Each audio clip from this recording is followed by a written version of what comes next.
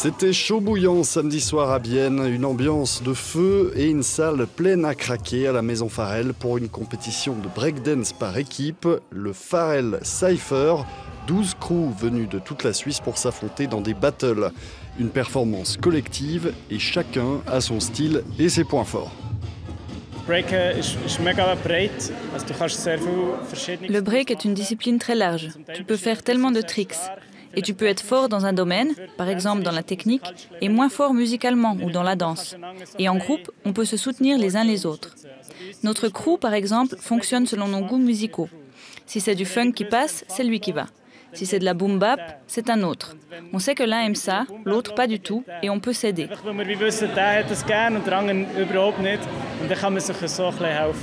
Chaque équipe s'affronte dans des battles de 7 minutes, une opportunité devenue rare pour les groupes de breakdance. Un côté, c'est beaucoup pour organiser parce qu'il y a beaucoup de danseurs, danseuses qui viennent dans les groupes.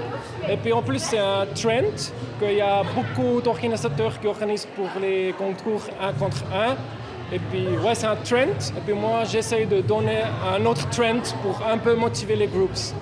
Les breakers enchaînent les figures sous les yeux du jury.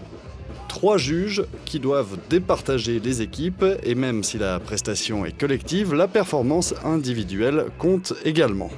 J'analyse toujours 1 à 1, c'est-à-dire 1 contre 1. Et puis après, je regarde sur l'ensemble du groupe et puis je fais une analyse un petit peu de tout.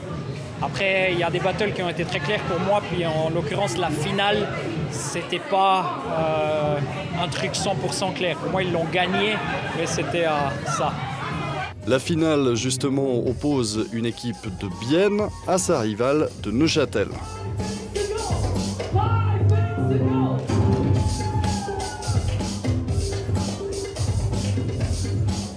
C'est le crew biennois Flodu qui l'emporte finalement à domicile sous les acclamations de la foule. Une belle vitrine pour le breakdance à Bienne. Le sport sera aussi mis en valeur aux Jeux Olympiques cet été, mais cette fois en individuel.